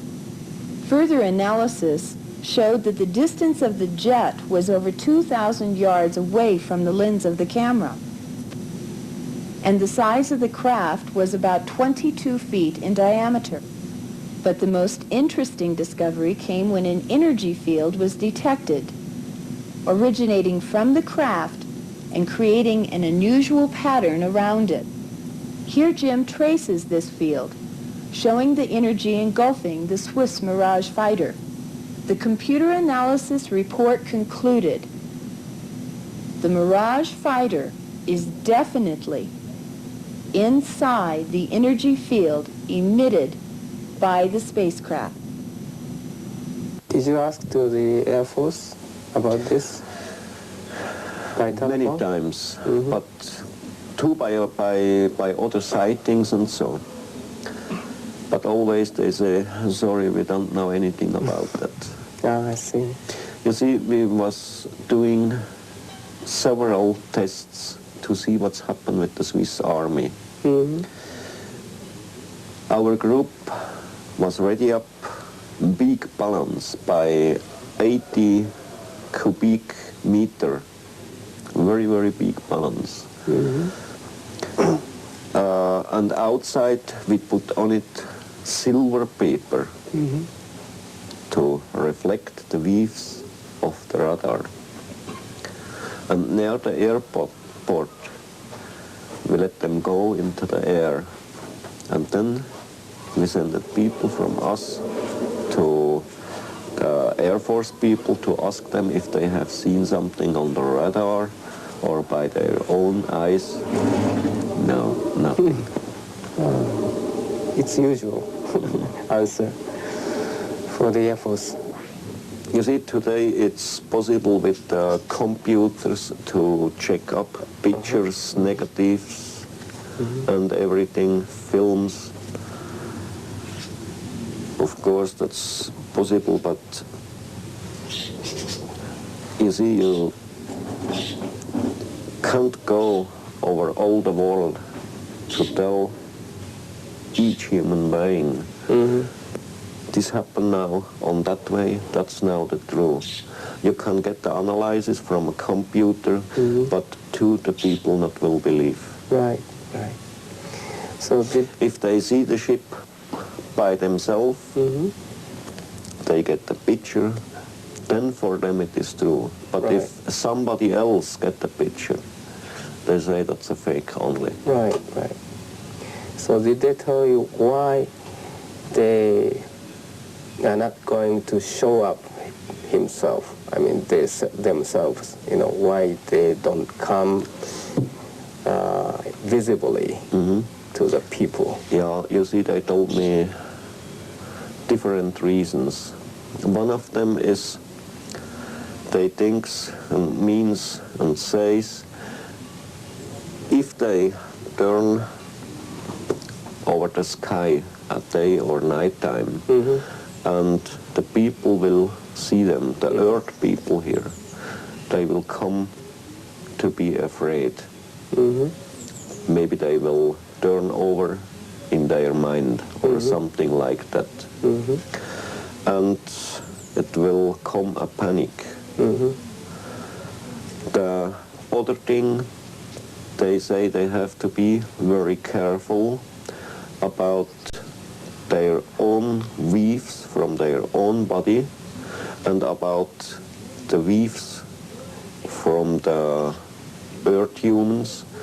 If they come together, they will turn over in their mind, because they are living in every case on a very much higher level than the people here.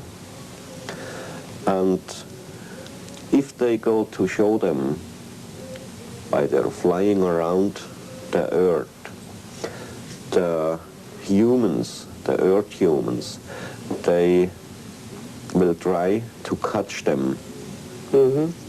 They will, by the Air Force, send up planes, fighters against them, and about all that they are very afraid. But I think they have, much better science than us. So they can, protect themselves from the Air Force attack. Yes, of course, that's very easy for them. But you see, I think it isn't useful. Why they shall show them to the humans if they go to fight against them?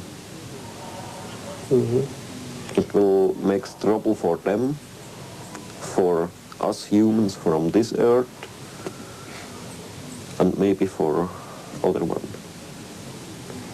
Because the Peladians, they aren't the single one who comes to Earth from other stars. 2 months earlier, Nippon Television Network aired their special on the Meyer case to an audience of over 30 million viewers. Response had been so overwhelming that NTV asked Junichi to return to gather more information. We were saddened to see the deterioration of Billy's health, brought on in part by stress from the hard farm life, but primarily from the fact that someone had tried to assassinate him, not once, but several times. It was about 10 o'clock at night on the 10th of May, 1980, and Billy and I had just finished making some notes inside. And we walked out here, sat down in the couch together here to get some fresh air.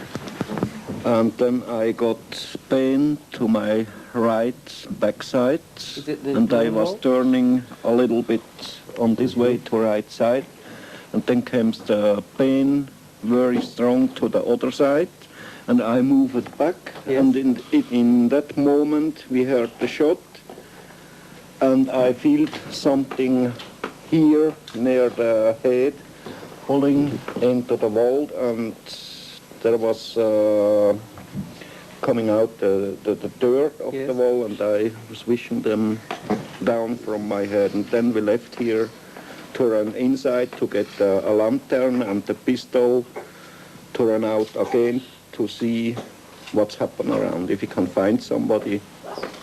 You couldn't find? No. Oh. And after you came here, did you find a bullet? Yeah, we was looking on the floor, checked up everything, but we can't find a bullet. And then came my daughter, Gilgamesha, kicked away the sofa here, and here behind them down on the floor was this bullet. Oh. I think it's a caliber by 7.5 millimeter. Yes. What is this bullet called? The nearest size we have is 30 caliber, but it's 7.7 meters, and Billy thinks it's a pistol bullet. It's a soft-nosed bullet with no jacket. Spreads out when it hits. It's a very weak material, very soft. So it's called dum-dum? Yes. Well, that's what we'd call a dum-dum bullet, yes. Dum-dum bullet. Oh. It's fit for this, yes. For this fall. More like that here. Yes. Turn. Oh, I see. So I think it's correct. I see. When did it happen? This happened about a minute after 10 o'clock at night in the dark. I mean the date. On the 10th of May, 1980. This last seventh this year? Time. This year, yes, sir. So only, 1 month ago? No, it was May. It was about 5 months ago. 5 months ago. I see. Oh, wow. And it was just 1 inch. It was. We measured. It was. It hit the wall less than 8 inches from the center of his eyes at eyebrow level. You can see the hole is just about eyebrow level there. So if he, if he hadn't had the pain, he'd have been hit in the head. But is it normal to have the pain on your back? Still, it held it on for about 3-4 minutes, and then it left on that quick way how it was coming. Oh. You see, by very big danger, I get always pain in my back, and then I know there will be coming something. He said that he has had this pain before when danger is imminent. We reconstructed the next morning, and we find the footsteps behind the tree there up. 3 or 4 footprints was there. Who do you think's doing this, Billy? I don't know, someone foolish. This was the 7th time. The 7th time Billy has been shot at.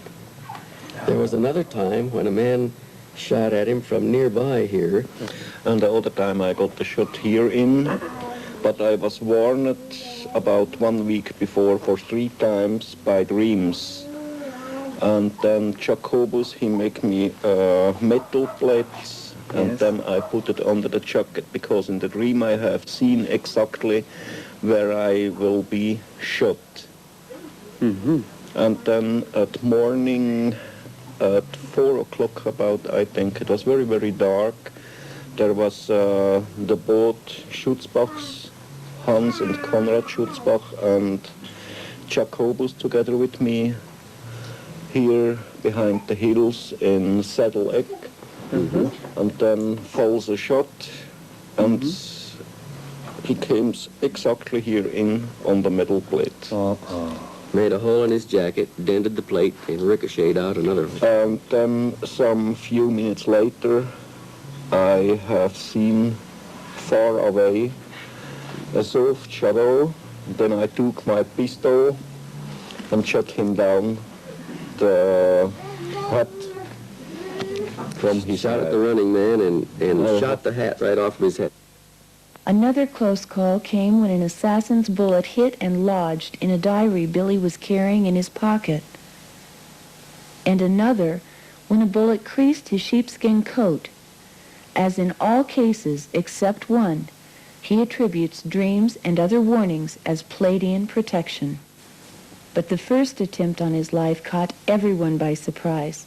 There were no warnings. This happens in Hinwil. I was working in the first floor in my office. I had there a printing machine, and it was about between 7 and 8 o'clock in the evening, I think. And I just was working under the light lamp by the printing machine. And then I heard a crashing from the window, and in the same moment I felt a wind here in the front of my head, very, very close. Yes. And I was pulling back. And when I was looking on the floor, I have seen it was a bullet. Oh. A small one by caliber 22. And I was running down out of the house.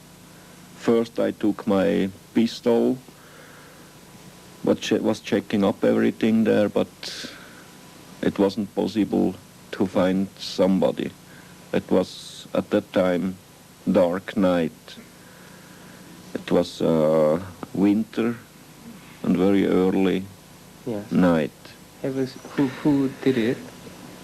I was asking then at later time Semyase if she can find out something, but it wasn't possible for her. Then at later years, when we was living here up in Hintersmidrütti, I got a letter from a woman, and she told me the whole story, what's happened there, and told me that she was that human who was shooting after me to kill me, because she was religious, very religious, fanatically, and was thinking I'm something like made out of the devil, and she have to kill me. Oh. That was her story, and today she belongs to us, not to the directly group, but she is a woman who is very interested now in all these cases about the UFOs and the teachings and everything, and every 2-3 months I get a phone call from her, or I come her see if I leave the place here and maybe in the next town or in Vetsikon or somewhere I can meet her. I see. And so we have contact today. I see. At first she was a horrible enemy, and now a good friend. All right. That's good. Thank you. Another pressure point was the chilling experience he had with an unknown form of energy that turned night into day. At first, when I saw it, it was here up behind the hill. Yes. And then I left very quick up to the clouds. Yes. And then it came here down over the parking place, and then it left to this side. Oh, I see. And what is this? What do you think is this? What it is really, I don't know. I know only it's a spaceship a ship made out of energy, not metal or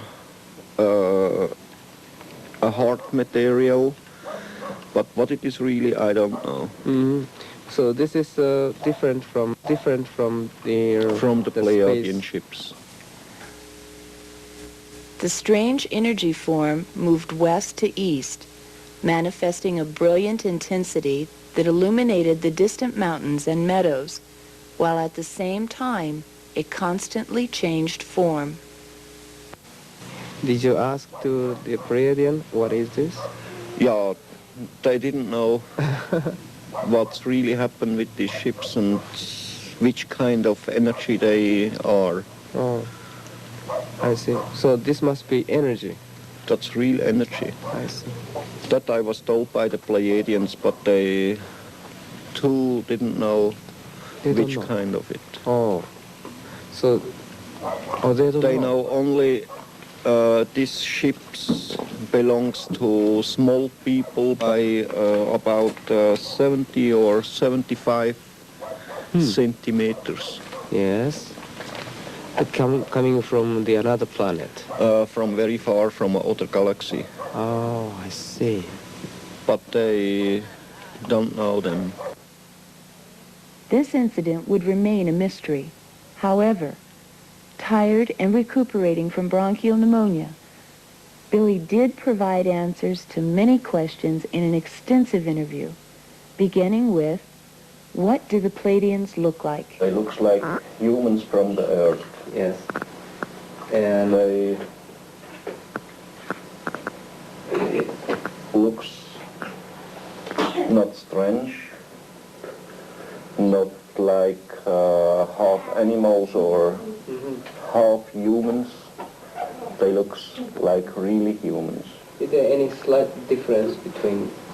There is a small difference only with their air lips here. Yes. They are a little bit longer than our one. Oh, how long is it? Oh, maybe 1.5 or 2 centimeters longer. But that's quite different from human to human. It's not by each one the same. And by Asket, Yes. they comes a little bit more to the front. They don't go straight down, they comes a little bit more to the front. So each time you get telepathy, you know, Mm-hmm. and you go to somewhere which they, show you, and after that, what happened? They land? Not always. Yeah. Sometimes they take me up by antigrav. When you go up by anti-gravity, do you go up a beam of light? Something like that. If you have a channel and you blow up wind, A wind. and put in a feather, you have exactly the same. Describe what you feel when you've been teleported back. Maybe you've been sitting in your office and you've been clear of mind and spirit. For a moment, some few seconds, I'm a little bit swindly. Are you out of breath and tired? A little soft and a little bit tired and somehow a little bit swindly. But it takes few seconds only. After maximum 10 seconds, everything will be clear again. I asked Billy yesterday a question I've wanted to know for a long time. I asked him if any of us sitting here were with Billy and the Peladians decided to take him on board and we wanted to go on board, could we go the same way he goes? And he said, yes, we could, providing two things. One was mentally you're prepared for it and you want to go. And the second you mentioned was psychically. And the word we kept coming up with was psychic. And I'm not sure that's the right word. You have to be absolutely clear in yourself. Head and heart. Only head and heart. Okay. How many rooms they have? There is one room only. Only. Yeah. So they don't have a toilet? There is a toilet, but I don't know where. I never use it. Did you take any photographs inside of Semyasi's ship? They practically was all black. I can't get a clear picture. And they told me they was trying for years with our film material, what we have here on Earth, to get good pictures. They never can do it. Maybe there's a radiation level or some kind of frequency level that distorts it. Can you describe the windows in the spacecraft? They're very complex. That's a funny thing. It looks like glass and it looks like metal. And in each different atmosphere you enter, the color will be changed automatically. The atmosphere like on Earth, the windows will be colored by orange. By methane atmosphere it will be, I'm not sure now, but I think yellow. Methane, yellow. Methane shows yellow. Oh. But I'm not sure. And you can see through the wood. You can see through the window. There is the whole thing a window. It's metal, but you can see through them like normal glass.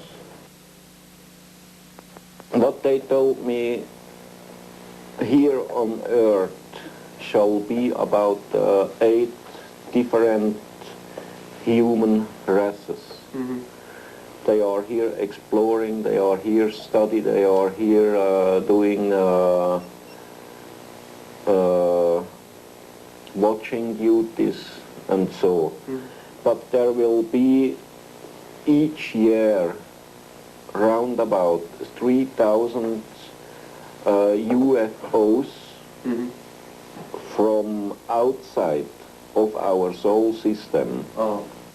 Some of them, they are coming from billions of light years to Earth for exploring only, or to get visiting other ones who are living here.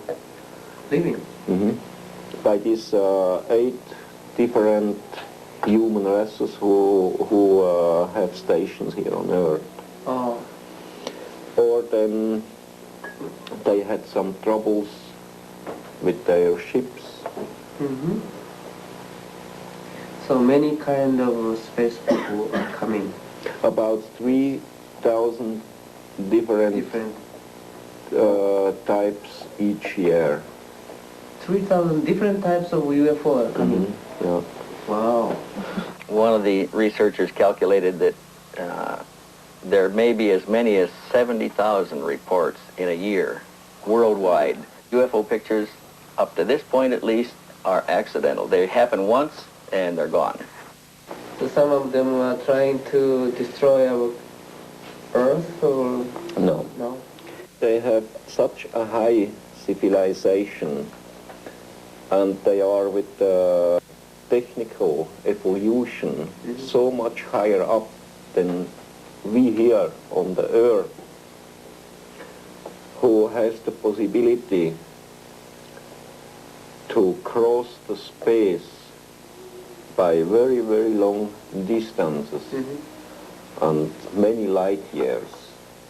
They for sure not will be coming here to make trouble, to start a war, or to do any other wrong thing. And if there is a war here, it's very easy to stop the whole system of nuclear weapon. For them, it's very for them it's very easy, but they will do only it in that moment. Yes. If it will be dangerous for themselves or for the whole system, our system or other life forms, they not have to do anything with the Earth people or the planet Earth. I see. So if we want to destroy ourselves, it's our own business. But if we start affecting other civilizations and other life forms, then it becomes their business. I see. So, You see, if they want to change something here on the Earth themselves or by the human beings, they can do it on one way only, by force. Right. And to use force, it's for them a forbidden thing. So what is the reason why they are coming? They feel into themselves a duty because the humans on this earth from today are practically made out of their forebears, and other side we are here practically brothers and sisters of them. They feel into themselves a duty because there are 2 points who are very important, or they are very important. That's the materialism way and the spiritual way. They have to work together. Not only one of them have to work. And to change this again to the real way, to the connected way by materialism way and spiritual way, they comes here again to teach the earth people. That's the only reason they have. That's their own saying. Not to bring war to earth or to bring peace to the human here on earth by themselves. If we want peace and knowledge and love and everything here on earth, we have to change everything by ourselves as human beings from this earth. On February 3rd, 1986, Billy celebrated his 49th birthday. To a great degree, his life and those of his family and friends have been traumatized by the experiences. However, the story of his encounters has touched millions of people on this planet, opening minds to the possibility that we Earth humans may not be the only thinking beings in the universe. With the Peladians acting as observers and occasionally nudging our senses in the right direction, perhaps we can do the rest ourselves.